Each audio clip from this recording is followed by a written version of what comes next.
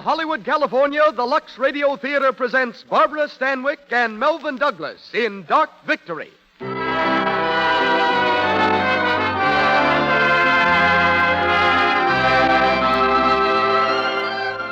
Lux presents Hollywood. Our play for tonight, Dark Victory, an inspiring play of a surgeon and a girl. Fate tried to separate them. Love brought them together forever. We want you to know how sincerely we appreciate your enthusiasm for this program and our products. Your purchases of Lux Toilet Soap and Lux Flakes, which enable us to bring you these productions, tell us in the best way possible that you like the Lux Radio Theater. Headline tonight are Barbara Stanwyck and Melvyn Douglas in Dark Victory by George Brewer, Jr. and Bertram Bloch. Our guest is Miss Nina Roberts, hairstylist of Hollywood stars, and Louis Silvers conducts our orchestra. Our producer, Mr. Cecil B. DeMille, is unable to be with us tonight. As guest producer, we're happy to welcome back, through courtesy of B.P. Schulberg, one of the screen's outstanding celebrities. You've heard him before on this program in both this capacity and as a dramatic star.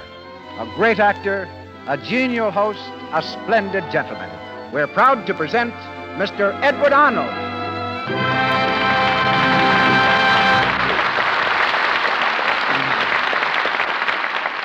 Thank you, Melvyn Roig, and good evening, everyone. I considered it one of the greatest compliments I ever extended me when last January I was invited to the Lux Radio Theater to take the place temporarily of Cecil B. DeMille. I feel still more flattered and grateful to have been given that honor again, though I sincerely regret the occasion of Mr. DeMille's absence. But illness overtakes even the best troopers now and then, and while I know my regret is one you all share, you'll be happy to learn that his illness is not serious and that DeMille will be back with us next week or the week after, producing the Lux Radio Theater as heretofore. I'm particularly happy working with two such charming and important people as Barbara Stanwyck and Melvyn Douglas. Miss Stanwyck may not know it, but she's assumed a major importance in the Arnold household, being the idol of my 13-year-old daughter, Jane.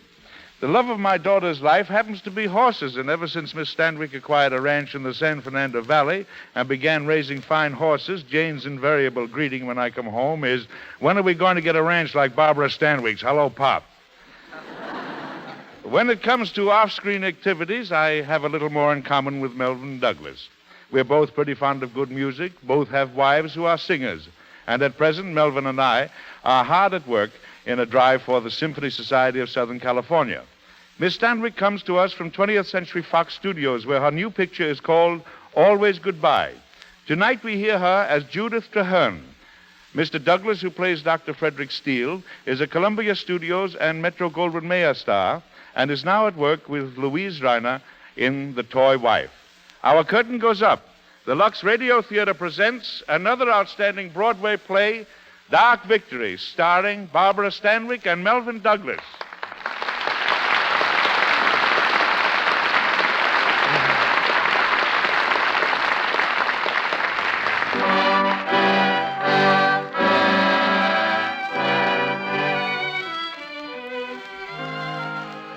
A country cottage on the north shore of Long Island.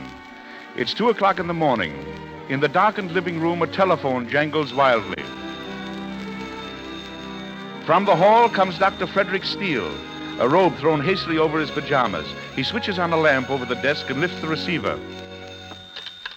Hello? Yes. This is Dr. Steele speaking. Who? But I'm a brain man. Well, I haven't been taking any calls down here. I'm on a vacation. Have you tried Dr. Parsons? Oh, I see. I thought he'd be back by now. Of course, I'll come if you think it's important. What's the name, please? What's the matter with her? She had it long? All right, I'll be there as soon as I can.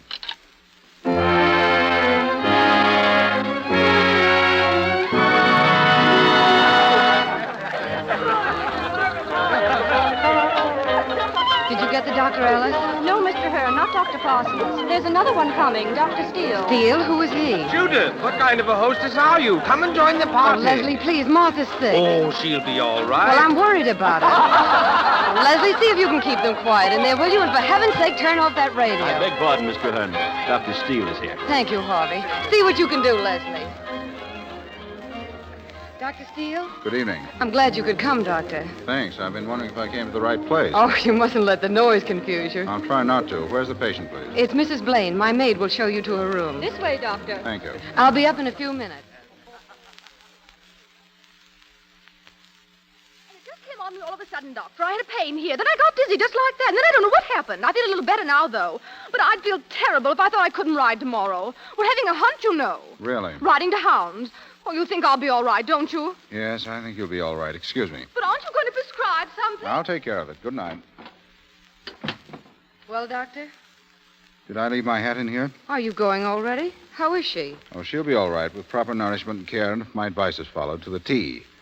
I dare say she'll be able to ride to the hounds tomorrow. I see. And what is your advice, Doctor? Don't give her any more to drink. Thank you. I'm sorry to have bothered you, Doctor, but I didn't know. It's all right. She's like a lot of women of your class, stomachache cases. Does your right eye always twitch like that? Only when I'm flirting with someone. Good night, Doctor. Good night. Lots of luck tomorrow. I hope you catch the fox.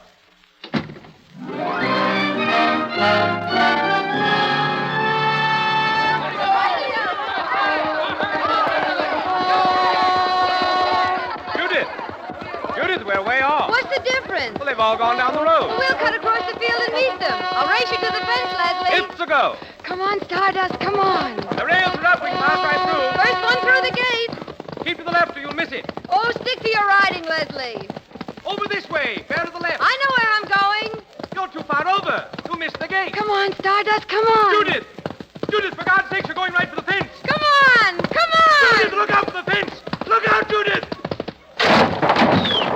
Judith! Judith, are you all right? Judith. I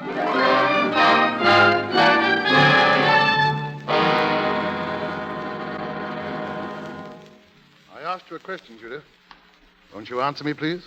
What is it, Doctor? Did you take the medicine I prescribed? Yes.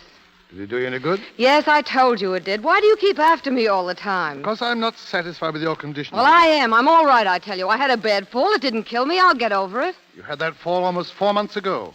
You should be over it now. Well, I might be if you'd stop feeding me pills for a few days. Now, Judith, look at me. I saw you into this world, my dear. I only want to keep you in it, in health. I'm sorry, Dr. Parsons. Now what about those headaches? Do you still have them? At times.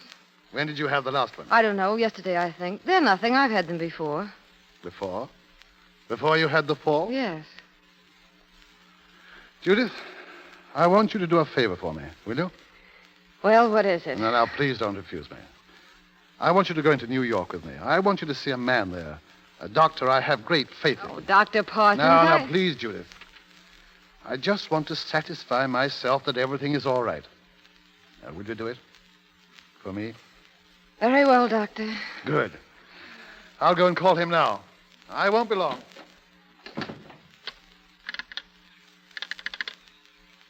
Hello? Hello? I want to put a call through to New York, please. Yes. To Dr. Frederick Steele.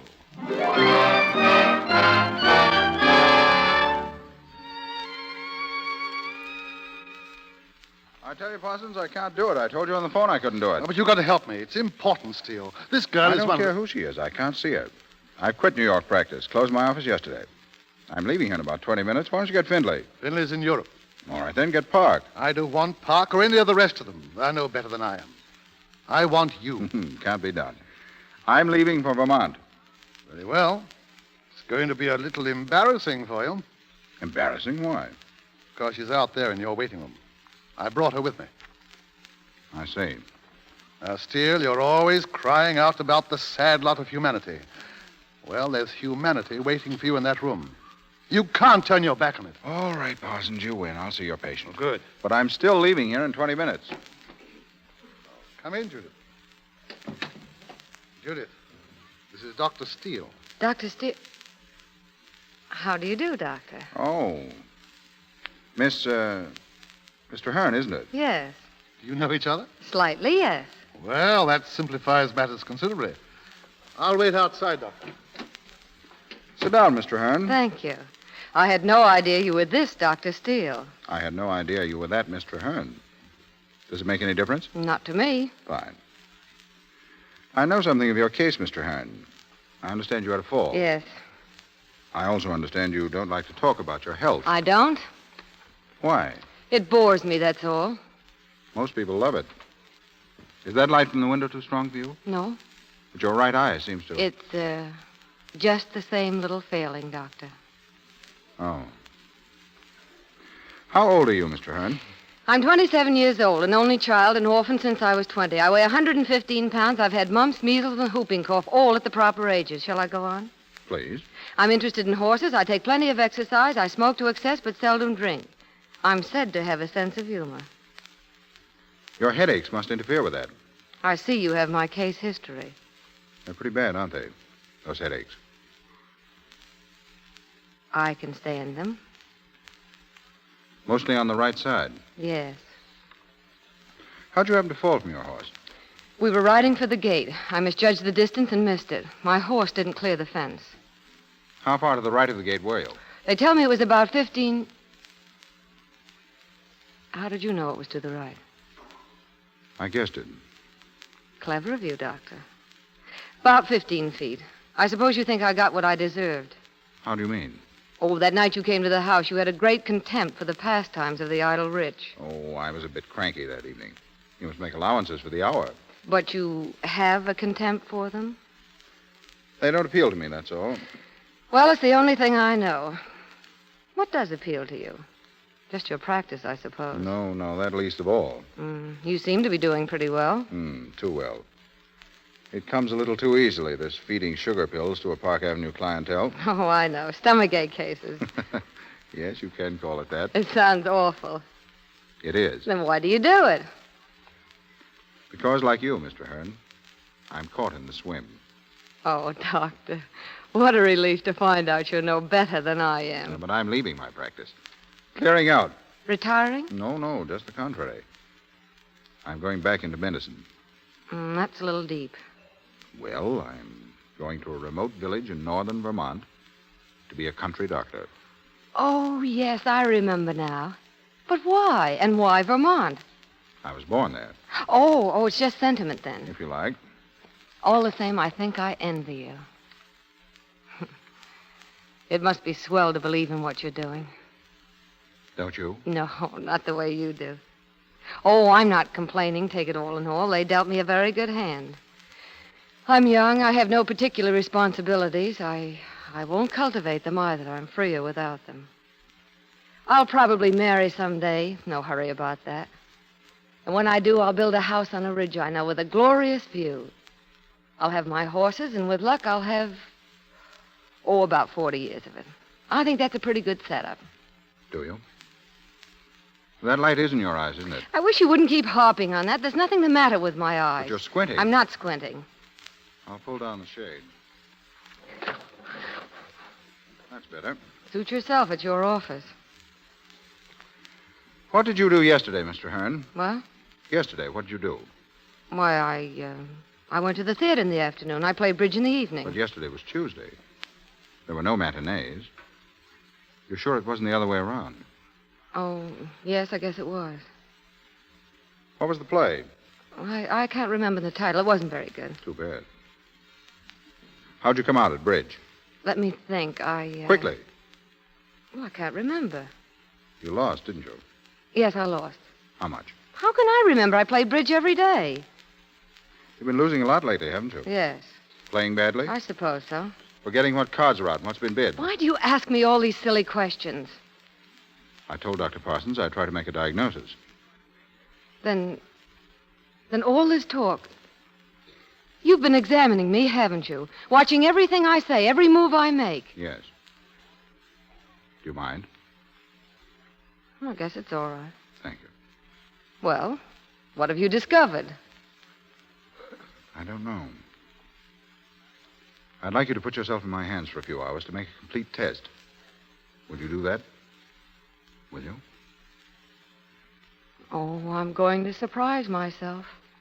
I'll do it.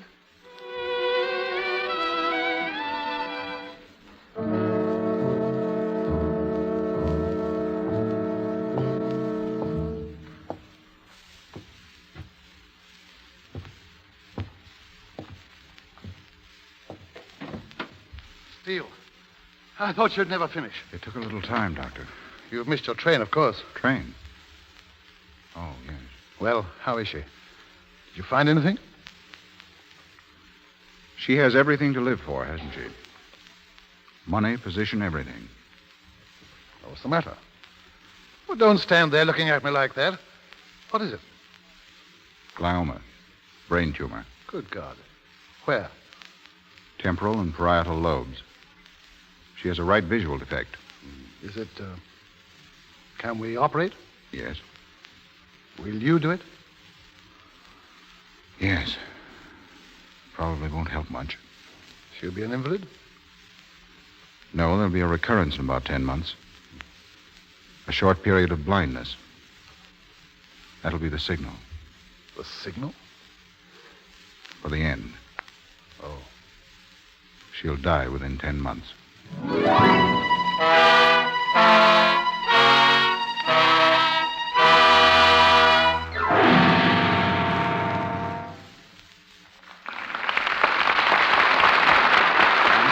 Act One of Doc Victory, starring Barbara Stanwyck and Melvyn Douglas. In a few moments, our stars will return in Act Two. During our brief intermission, we are going to give you an opportunity to determine your movie IQ. That is, to find out how well you really know your movie stars. A young lady is going to read some sentences which don't seem to have much significance. But hidden in each is the name of a famous screen star. Just the last name. See if you can spot it. Listen carefully, and remember, it's only the last name you're to watch for. Let's go. First sentence. She's a blonde. L is not her first initial. I'll repeat that. She's a blonde. L is not her first initial. Did you get it? That's Joan Blondell. She's a blonde. L is not her first initial. Oh, Mary, maybe you'd better read that just a little bit more slowly. I can see some people in the audience straining to think. Surely, Mr. Roy. Sentence 2. A ton of coal barely lasts us through the winter. Now, I'll say that again. A ton of coal barely lasts us through the winter. That was easy. Claudette Colbert. A ton of coal barely lasts us through the winter. Sentence 3. On payday, vistas of joy confront us. Here it is again. On payday, vistas of joy confront us. Now, that's not quite so easy. Davis. Betty Davis.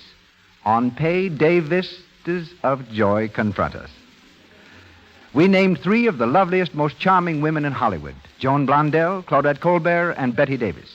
They each represent a different type of beauty. But about complexion care, they all agree and use Lux toilet soap regularly.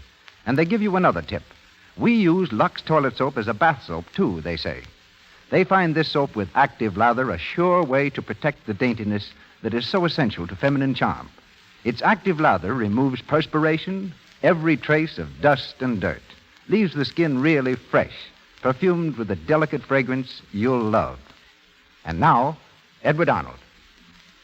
We continue with Doc Victory, starring Barbara Stanwyck and Melvyn Douglas.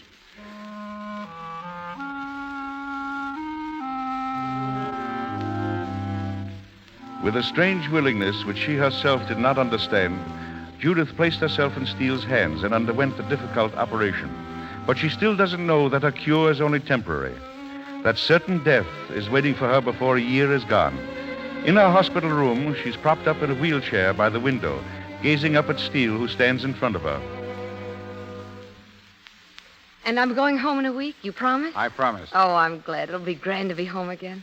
There's so much I want to do. You'll have to go easy, of course. Oh, I will. What about riding? Well, not for a while. But soon. I hope so. You'll come to see me, won't you? Of course you will. You're going to come often. I'm surprised you want me. Oh, I've forgiven you, Doctor. Everything you said. I'm feeling very noble just now. Are you? Mm-hmm. I guess everyone feels that way after flirting with death. Was I brave, Doctor? You were very brave. You'll always be, I think. Thank you. I like to believe I was, anyhow. I'd like you to feel I was worth the trouble. Trouble? Dr. Parsons told me you were planning to leave the morning I came to you. Oh, that was nothing. Well, I just want you to know that I appreciate it, that I'm grateful to you. You know, it's funny, I never had faith in anyone before. Not real faith like I have in you. What have you done to me, Doctor, besides effecting a cure? What are you thinking about? I'm thinking you'd better go back to bed. You've got a lot of resting to do before you leave here. I'll drop in again in the morning. Goodbye. Goodbye, Doctor.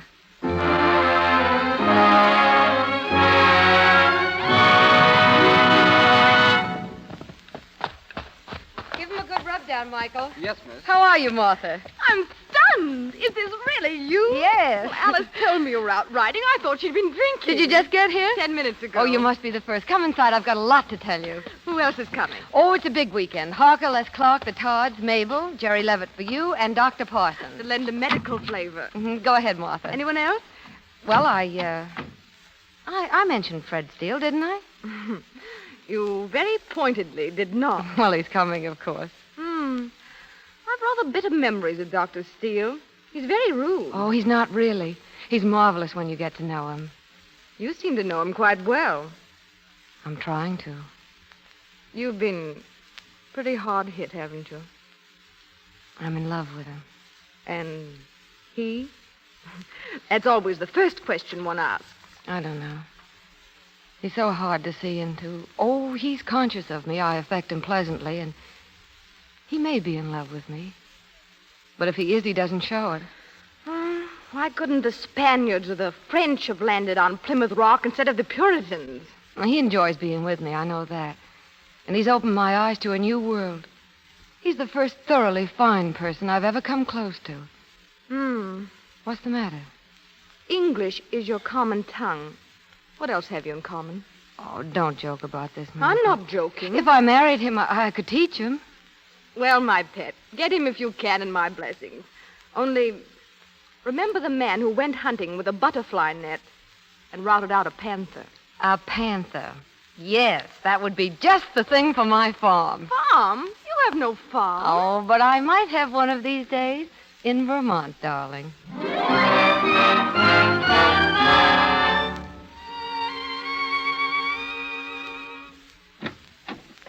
Fred, come in.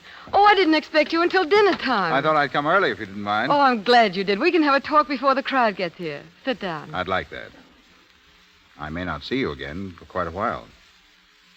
Why, Fred? Oh, you mean you're going to Vermont? I'm leaving tomorrow.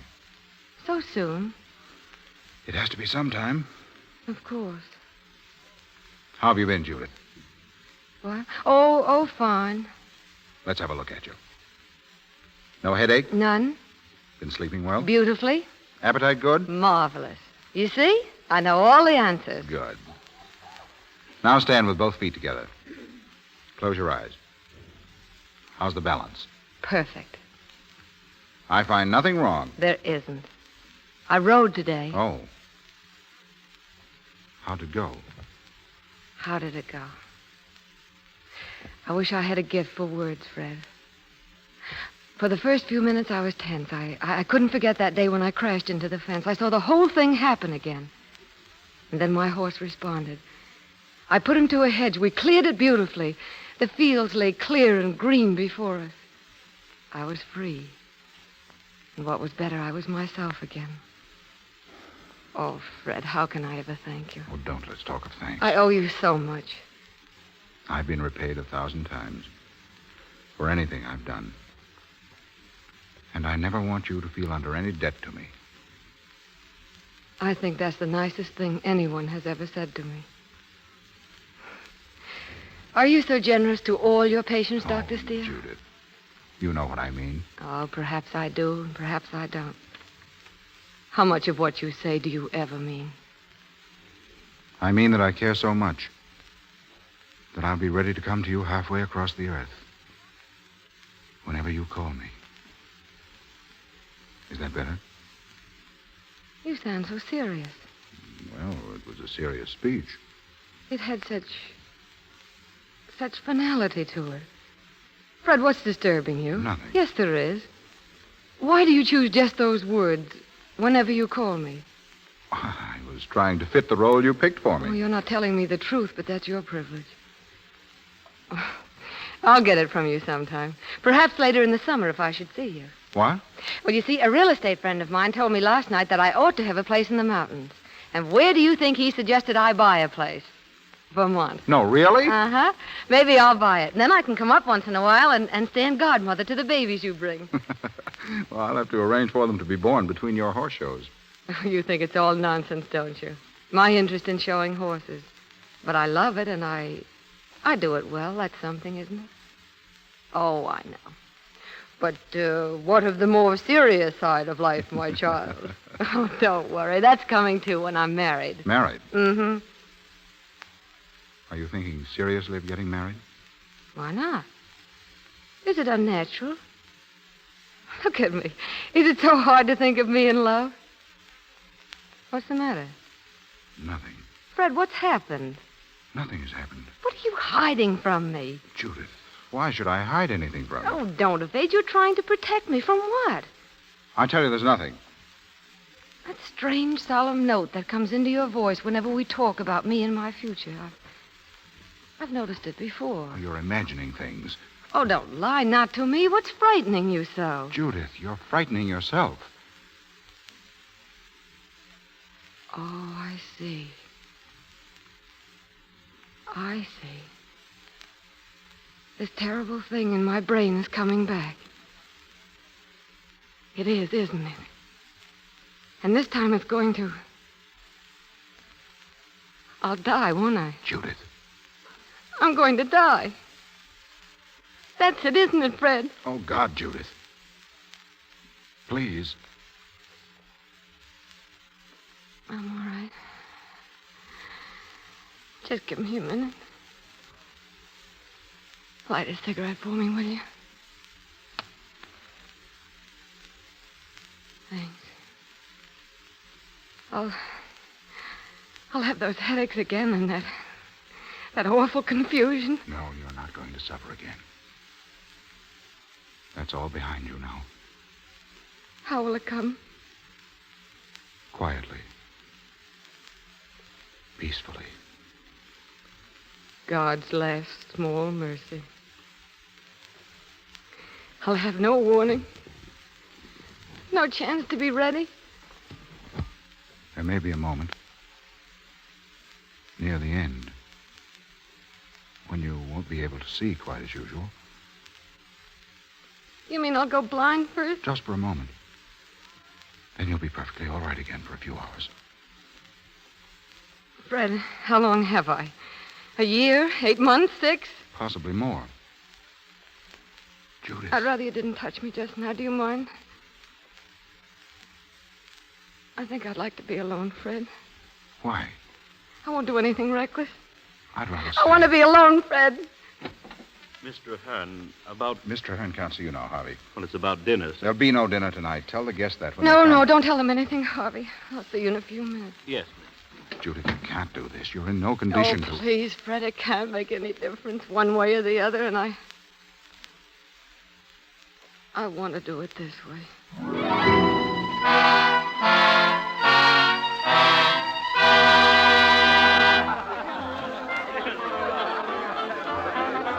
Pretty gay, aren't they? What are you doing out here, Steele? You ought to be inside with the young people. I'm doing the same thing you're doing, Parsons. Watching her. Yes.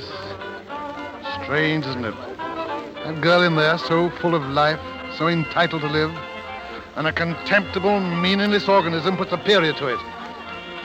It's rather a bitter commentary on advanced medicine. She'd be the first to tell you that. She's found out. What? She knows she's going to die. Good God.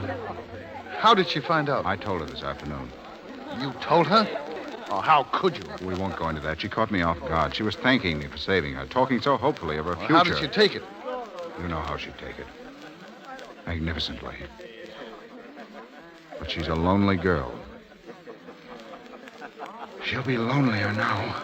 She has courage. Thank God for that. She has friends, many of them. Friends? Those chattering fools in there, do you think they can help her? One word from me and they'd run from the house like rats. Steele, you wouldn't. No, I won't tell them. Where are you going? To be entertained, Dr. Parsons. Oh, come in, Dr. Steele. You're just in time to hear the punchline. Mother, stop it. You'll be sent home. Without her supper? Without her supper. Because of one little story. Oh, one of your little stories, yes. Oh, you know, Judith, my suspicions suspicions of you, all right. You're not sophisticated at all. Actually, you're a woman who's destined to be a mother and who have loads of children. Now, with Oscar and Judith and Peter and little Frederick. Why don't you shut up? What? Fred. It's all right, Martha. It isn't all right. Judith isn't well. I am. I'm all right, I tell you. Will everyone please get out? No one is getting out. Judith, I want to speak to you. Will you come outside, please? I'll be right back, everyone.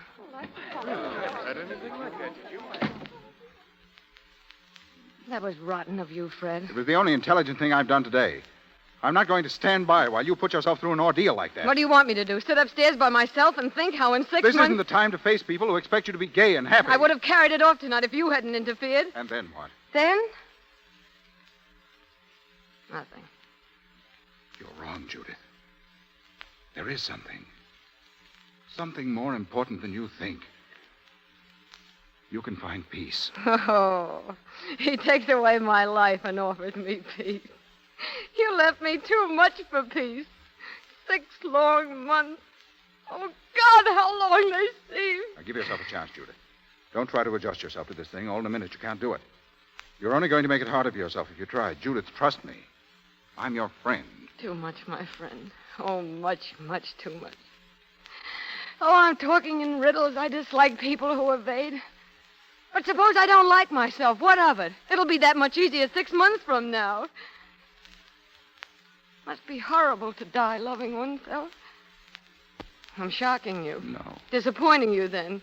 No. Well, why do you stand there and say nothing? Your eyes searching me, your mind, that beautiful scientific mind judging me. Well, what do you think of this exhibition? What do you think now of your calm, brave Judith who went into the operating room without a tremor? What I've always thought of you. I only want you to have the same faith in yourself that I have in you.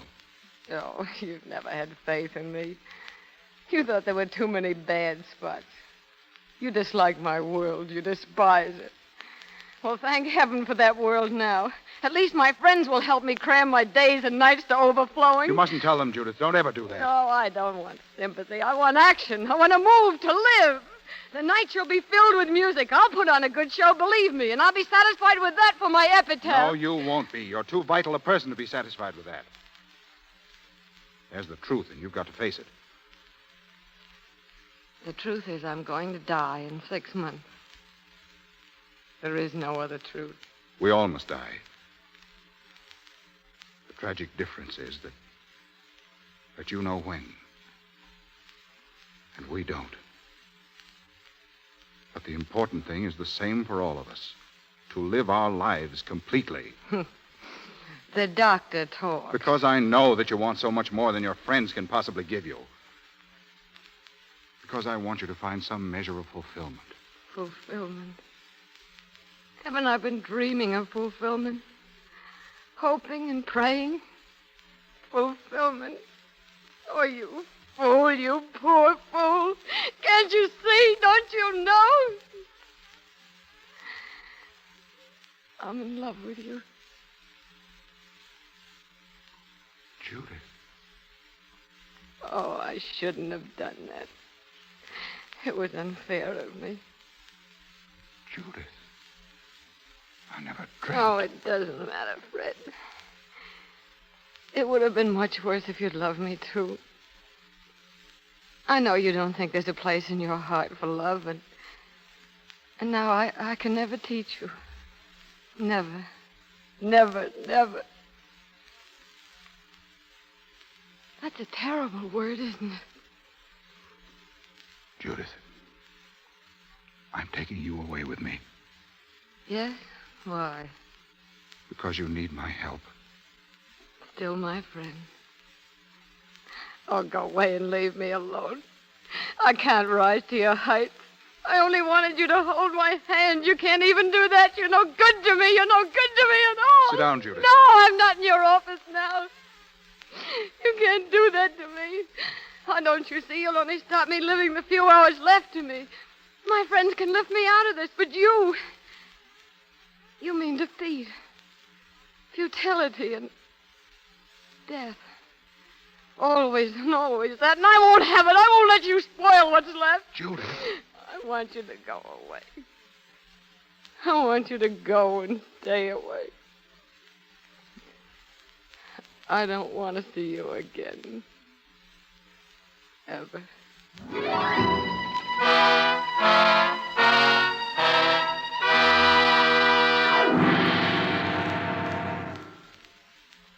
We pause for station identification. This is the Columbia Broadcasting System.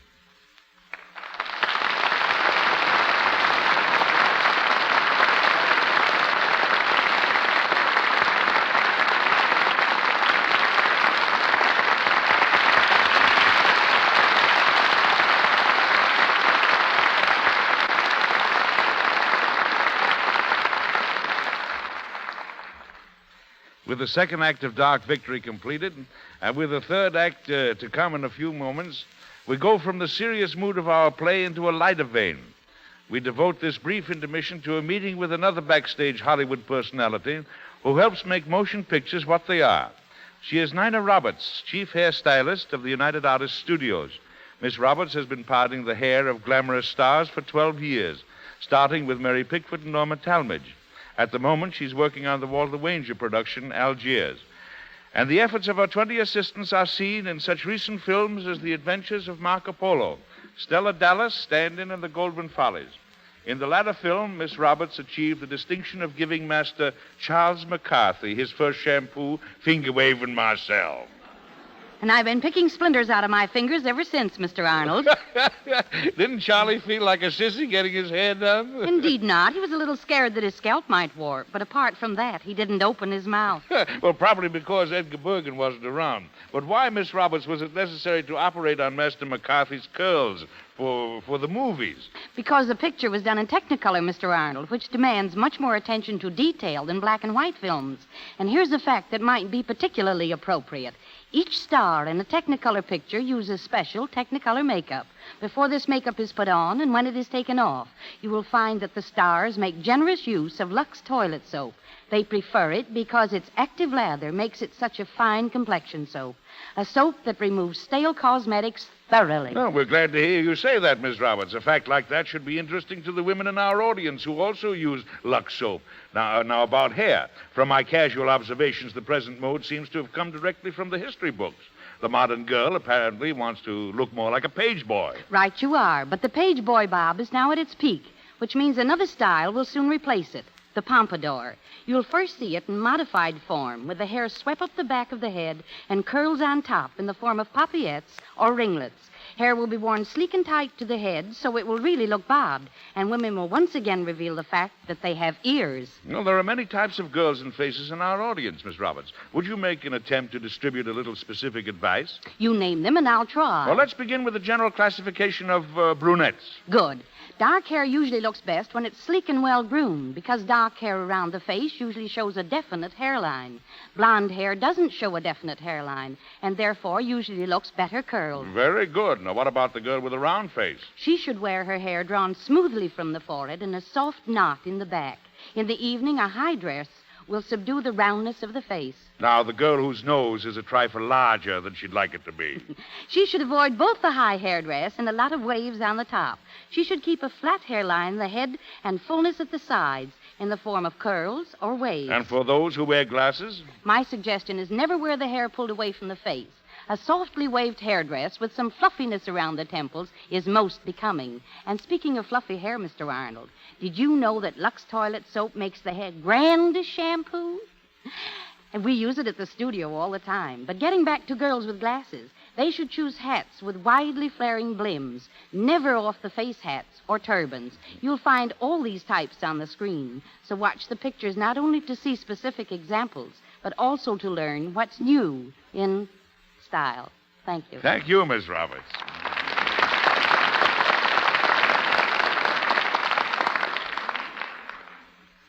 Barbara Stanwyck and Melvyn Douglas in Dark Victory.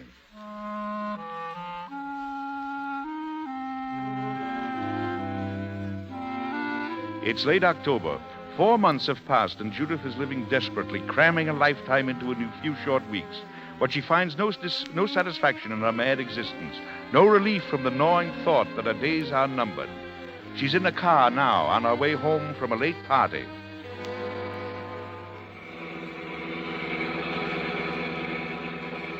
faster, Leslie. Oh, you can go faster than this, can't you? Maybe I can, but I'm not going to try. Well, what are you doing? We're stopping. You might not care about your neck, but I'm very sentimental about mine. Now, don't you think we ought to turn for home, Judith? It's almost dawn. Well? You ought to get some sleep. Sleep? Oh. What's the matter with you? What are you doing to yourself? You can't go on this way much longer. No, I can't. Well, then why don't you stop? Everybody's talking about you. Not you, Les. Oh, not me, no. But I don't like to see you throwing yourself around. Not unless you throw yourself at me. Would you like that, Les? Judith, what is this? You can kiss me if you want. Judith, I never knew you could be like this. What's got into you? Oh, it's no good, Les. Judith. Let me go. Let me go, please. Oh, you were right. I can't go on this way. I can't die like this. Die? What are you talking about? I'm going to die in 2 months, Leslie. What? It's as certain as the night is passing now. You're practically holding a dead woman in your arms. Does that frighten you? It is rather repulsive, isn't Judith, it? That's why I've been living as I have, so cheaply, so stupidly. But it's over now. I'm leaving tomorrow. Where, Judith? Oh, away from all this, as far as I can get. The stars are so bright, aren't they? It's been a grand autumn, with all the colors. The old year puts on a fine show near the end. That's what I have to do. I have to learn how to die. I'll go home now, Leslie.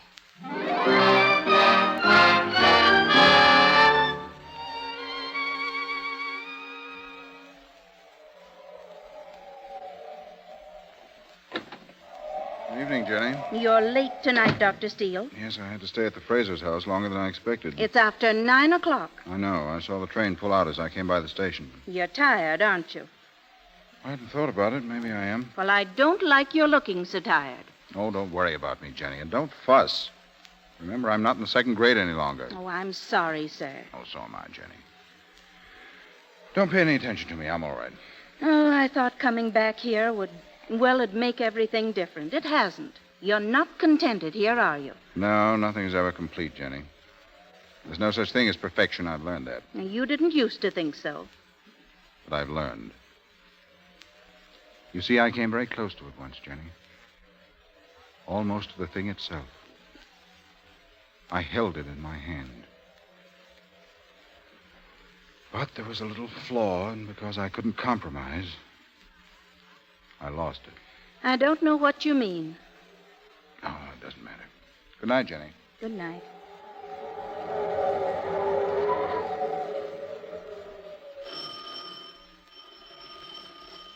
Who is it? Who's there? Judith. Judith, darling. Oh, darling, it's cold. Come in. I came to you, Fred. I came to you after all. Oh, Judith, darling. Here, sit down. Are you all right? Yes. Give me your coat. How'd you get here? I walked. You walked from the station? There wasn't any taxi. Fred, I've got to speak to you. No, not tonight. Let it wait until tomorrow. No, I've got to tell you now. I've come a long way. You'd better hear me. All right, go on. I've done what I said I would, Fred. Yes. Everything. It was no good. It didn't work, Fred. I was afraid it wouldn't. I should have brought you with me. I failed you, Judith. No, I failed myself. But last night I reached the end, so I've come. I won't demand much. Your strength can help me face myself. Oh, darling, I'll give you so much more than that. I don't want more. I wouldn't know what to do with it. Now. I love you, Judith. I want you to marry me. Fred. I want you to marry me, Judith. You do. You really do. Oh, that's very precious. I'm lonely, too. I need your companionship. And your love. to make me whole again. Oh, darling, be careful. We mustn't make it harder for ourselves. Oh, you're still afraid that I'm just your friend. No, I'm not. You do love me, and I'm grateful. But it's too late. A shadow's fallen on my earth. It mustn't fall on yours. But, darling, it's been falling since time began. Even as we speak, the earth is shouldering eastward. Come here, darling. Between now and now, there's been birth and the passing of life, sunset and dawn, weariness and answering sleep. And your shadow's mine. And your victory over it. That's mine, too. I must never interfere with your being a doctor. Your kind of a doctor. You must promise me that. It must be part of our bargain together. Oh, I want to help you. I must give you something of me that will live on in your work after I've gone. When I've done that, I shall have done everything. I understand. I promise, darling.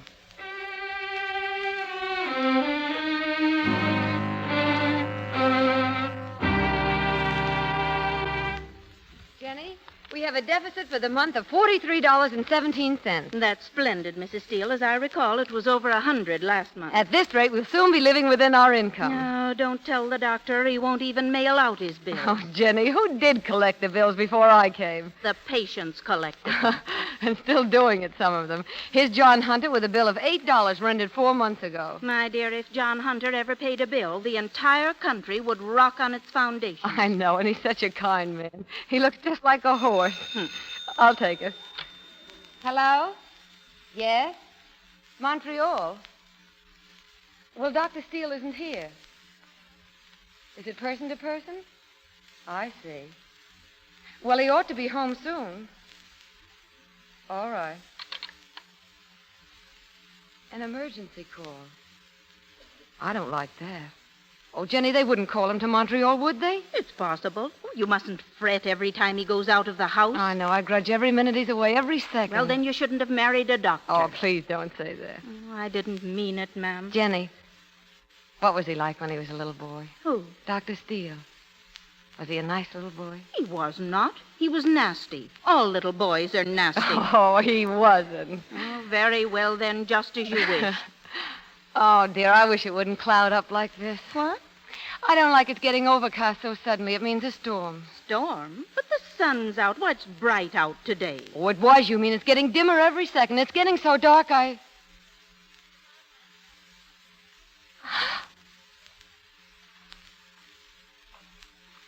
Jenny. What is it? What is it, Mrs. Steele? Nothing. I'm just dizzy. Well, sit down here. Yeah, sit down here. There. Is it all right? Yes. Yes, it's all right now, Jenny. Oh, you frightened me, ma'am. Oh, it was nothing. And Jenny. Yes? You mustn't tell the doctor. You mustn't. Do you hear? Oh, but do you Mrs. hear, Steele- Jenny? Oh, yes, ma'am. Yes, ma'am.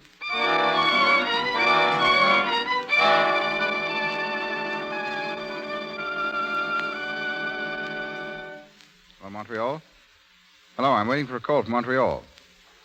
All right. Hello, Platt. Steele speaking. Do you want me? Oh. Yes. Is the skull fractured? Fred. Shh, Montreal. Well, what are the chances? Well, no one very sick at the moment, but anything might happen. No, not from what you say. No chance unless you operate. Yes, it is. Very delicate. Yes, I've had good results, but Oh, you must, Fred. You've got to go. Wait a minute.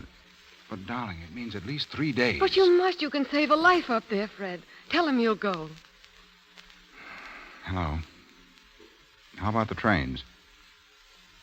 Yes, I can make that one. All right. Goodbye. There's a train at 6 a.m. But I don't like this, Judith. It's all right, Fred. Believe me.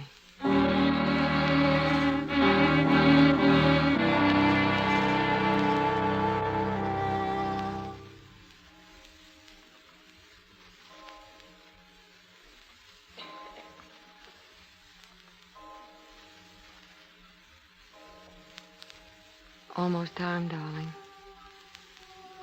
I know. Decent of you to sit up with me. I'll have to leave in a few minutes. Yes. I don't see why Platt can't get someone else up there. There are plenty of doctors in Montreal. But none like you, darling. I was going over your books last night. Yeah. What'd you find? Oh, certain debts owing my husband that cannot be paid. Not one that you haven't repaid 1,000 times. Have I really been a good wife? You've been a wonderful wife. Oh, I've loved it so every minute. How can I make you understand? Fred, look out there, out of the window. Somehow it's been like that. Shining and quiet. It's deep winter. Deep winter. And behold, snow was upon the earth in silence. And all things had been fulfilled that were to be. And there was no emptiness under heaven. Judith, dear. If anything should happen... Oh, my God, Judith. Shh, darling. I walked to the mill dam yesterday. I haven't been there lately. Oh, we must go soon. Yes. There's snow on the evergreens. Is there? Fred, I found out at last. What? What it means to live up here. Why you wanted to come back. You must never leave here, Fred. You must go on living here. Always. You'd better go now, darling. I'm not going, Judith. I'll call Platt and tell him. Oh, darling, come here. No, I thought I could, but I can't. Fred, remember our bargain. No, words, that's all. I didn't know what they meant. I didn't know what I was to lose. It's my life now. Mine, this little time in all my life, and then to have it taken away from me. My wife, whom I love. I can't stand it. There's a limit to what a man can bear. Fred, we have just 1 minute together. Look at me. I was never to fail you or keep you from your best. We've had our love, and we're complete. Nothing can hurt us now, for what we've had can never be destroyed. That's our victory. Our victory over the dark. And it is a victory because we're not afraid. Thank you, darling. And you'll never, never look back? Never. Hold me close, darling. Oh, God, I'll hold you this way forever. Forever is now. Isn't it? Yes. Goodbye, darling. Goodbye. Good luck. My Good luck. darling.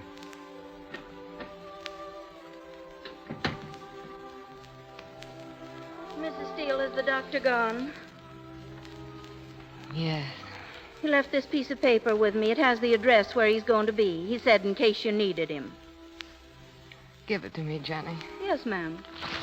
But, Mrs. Steele, you're tearing it. I'm not going to need him, Jenny. Because someone else needs him more. Who? Who needs him more? Someone who's going to live.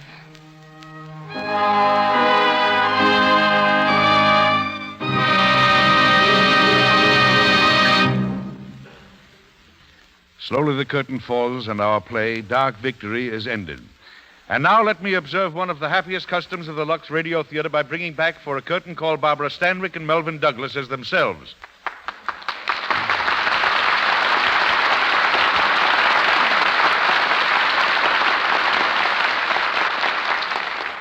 There are two things in particular, Eddie, for which I want to thank the Luxo people.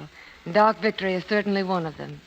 It's such a grand play to me because it presents a down-to-earth problem that might confront any of us. But more than that, it proves that a kind of happiness can be found apart from the usual boy-gets-girl variety. It also shows that when you're faced with a situation which you're helpless to change, that you can be happy through honest acceptance of facts and by making the best of circumstances. That's an admirable philosophy, Barbara. I'd like to add just a little to what you've said. A word about doctors. Oh, you should be able to do that, Melvyn. You came pretty near to becoming one yourself.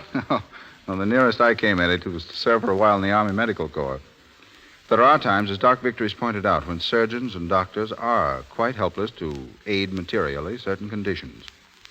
But they're constantly seeking, and little by little, they're constantly finding. For all we know, in some obscure laboratory, a doctor at this very moment may be making a tremendous discovery. Believe me, it's rather heartening to realize that in these troubled times, there are men who forget color and race and creed in a battle for all humanity. But, Barbara, you said there were two things for which you were grateful. Yes. I want to go on record once again for the product behind this program. I'm sure if all our listeners could come to Hollywood and see how popular Lux Soap is in all the big studios, they'd realize how much we depend upon it as it keeps our complexions exactly right for the camera. I always use Lux Soap at home, too, for the very excellent reason that, to me, it's the finest complexion care in the world. Coming from you, Barbara, we're especially glad to hear that. And now, Eddie, what about giving us another one of your recipes? I understand that poem of yours on how to make sauerbraten was quite a sensation.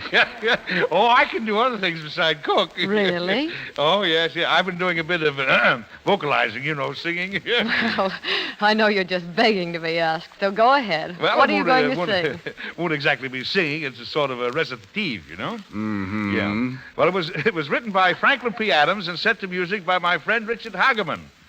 He's the noted musician, composer of Kapensaki, and former conductor of the Metropolitan. It's called Rich Man, and Mr. Hageman was brave enough to come here tonight to play it for me. Are you ready, Maestro? The rich man has his motor car, his country and his town estate. He smokes 50-cent cigars and jeers at fate. He fribbles through the livelong day. He knows not poverty, a pinch. His lot seems light. His heart seems gay. He has a cinch. Yet though my lamp burns low and dim, though I must slave for livelihood, think you that I would change with him? Ha! You bet I would.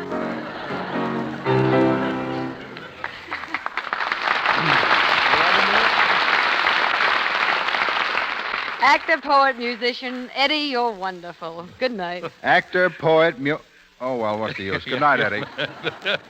The play you will hear next Monday night is The Drama of a Hunted Girl, our radio adaptation of that highly successful film, Mary Burns' Fugitive. Filled with excitement and romance, it's the story of a small-town girl who thinks she's in love with a man who later turns out to be a ruthless gangster. How real love and sanctuary finally come to Mary Burns provides an hour of great radio entertainment, especially when our stars will be three such superb and popular performers as Miriam Hopkins, Henry Fonda, Mary Astor, and Lloyd Nolan.